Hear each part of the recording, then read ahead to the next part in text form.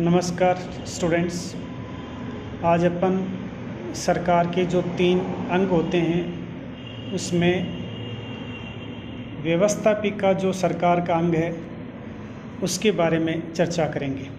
सरकार के जो 3 अंग हैं उनके अलग अलग संविधान के अंतर्गत कार्य निर्धारित किए गए हैं। व्यवस्थापिका का कार्य है सरकार के लिए कानूनों का निर्माण करना, और व्यवस्थापिका का दूसरा जो अंग है जिसको हम कार्यपालिका कहते हैं उसका कार्य होता है कि व्यवस्थापिका ने जो कानून बनाए उन कानूनों को इम्प्लीमेंट करना, और यदि कोई व्यक्ति उन कानूनों का पालन नहीं करता है तो उसके लिए सरकार के अंदर एक अंग की व्यवस्था की गई है जिसको हम न्यायपालिका कहते हैं, जिनको कि रूल को वायलेट करने वालों को वो दंडित करती है।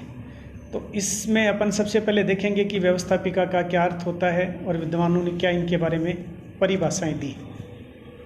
राज्य एक अमूर्त संस्था होती है जो दिखाई नहीं देती बल्कि उसके अस्तित्व की कल्पना की जा सकती है। राज्य समाज का एक अनिवार्य राजनीतिक संगठन है जो अपने क्षेत्र के अन्य सभी संगठनों से सर्वोच्च होता है। राज्य जिन 4 तत्वों से मिलकर बनता है उनमें एक महत्वपूर्ण तत्व है वो सरकार है।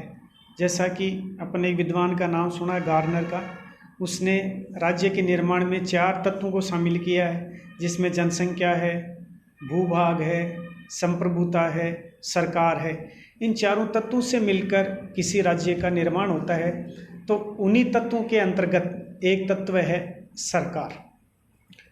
जैसा कि गार्नर ने कहा है कि राज्य की इच्छाओं की पूर्ति जिस संगठन द्वारा होती है उसे हम सरकार का नाम देते हैं। इस तरह सरकार राज्य का अत्यंत आवश्यक अंग होता है जिसके माध्यम से राज्य अपनी संप्रभुत्व शक्ति का प्रयोग करता है। संप्रभुता का यहाँ अभिप्राय ये है कि वो कोई भी स्टेट है अगर वो अपने सभी प्रकार के निर्णय लेने में स्वयं सक्षम होता है तो उस राज्य को हम संप्रभु राज्य कहते हैं। इस तरह सरकार राज्य का अत्यंत महत्वपूर्ण और आवश्यक अंग है जिसके माध्यम से राज्य अपनी संप्रभुत्व शक्ति का प्रयोग करता है। सोल्टाउ एक विद्वान में उन्होंने कहा है कि सरकार से हमारा तात्पर्य उन सभी व्यक्तियों और संस्थाओं तथा साधनों से होता है जिसके द्वारा राज्य की इच्छा अभिव्यक्त होती है और उसे क्रियान्वित भी किया जा सकता है। एनसाइक्लोपीडिया ऑफ ब्रिटेनिका में भी कहा गया है कि सरकार सामाजिक जीवन के उस पहलू से संबंधित है जो सहमति और नियंत्रण शक्ति एवं प्राधिकार पर केंद्रित होती है। इसी संदर्भ में एक विद्वान में बर्क ने कहा है कि सरकार मानव बुद्धि का आविष्कार है जिसके द्वारा मनुष्य की इच्छाएं पूर्ण की जाती हैं। इसी प्रकार international encyclopedia of the social sciences में कहा गया है कि सरकार व्यक्तियों के एक समूह से बनी होती है जो शक्ति के प्रयोग में एक निश्चित नेतृत्व के माध्यम से हिस्सा लेती है। विद्वान बर्क ने भी सरकार की परिभाषा करते हुए कहा है कि सरकार एक ऐसा अभिकरण या तंत्र है जिसके माध्यम से राज्य की इच्छा अभिव्यक्ति को लागू किया जाता है। अतः ये कहा जा सकता है कि जिस उद्देश्य की पूर्ति के लिए राज्य नामक राजनीतिक संगठन निर्मित हुआ है उस उद्देश्य की व्याख्या करने और उसे कार्यान्वित करने का कार्य है वो सरकार के द्वारा किया जाता है। इसी संदर्भ में एक सिद्धांत का प्रतिपादन किया गया है, शक्ति पृथक्करण का सिद्धांत।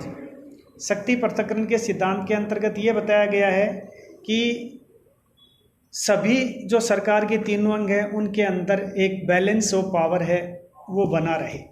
राज्य की इच्छा को मूर्त रूप देने वाली ये सरकार अनेक कार्यों का संपादन करती है।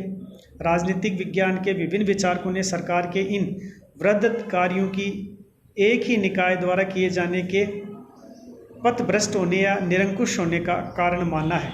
इसलिए विभिन्न जो विचारक हैं उन्होंने शक्ति पृथक्करण का जो सिद्धांत है वो प्रतिपादित किया है, और इसमें सबसे सम्मान के साथ जिस व्यक्ति का नाम लिया जाता है वो हैं मॉन्टेस्क्यू।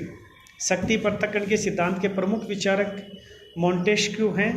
यह सिद्धांत इन्हीं के नाम से जाना जाता है। यद्यपि इस सिद्धांत का समर्थन मॉन्टेस्क्यू के पूर्व और बाद में लेखकों ने भी किया है, जिनमें अरस्तु का नाम हम ले सकते हैं, सिसरो, पोलिबियस, जीन बोंदा, जॉन लॉक, ब्लैकस्टोन, मेडिसन और हैमिल्टन आदि विद्वानों का उल्लेख भी इस सिद्धांत के संदर्भ में किया जा सकता है। जीन बोंदा ने 16वीं शताब्दी में अपनी दी रिपब्लिक में कहा था, यदि राजा स्वयं ही विधि निर्माता और न्यायाधीश दोनों हो जाए तो निर्दयी राजा निर्दयतापूर्वक दंड व्यवस्था करेगा। इस तरह लॉक ने कहा था, यदि विधि निर्माता ही विधि की जांच करे तो उससे स्वार्थपूर्ण उद्देश्य की पूर्ति होती है, और यदि विधि निर्माता ही न्याय करने वाला बन जाए तो उससे अत्याचार की संभावना वो भी बढ़ जाती है। तो इस तरह एक ही व्यक्ति के हाथ में सारी पावर नहीं हो, इसीलिए ये जो शक्ति पत्तन का सिद्धांत है इसका प्रतिपादन किया गया। Thank you students.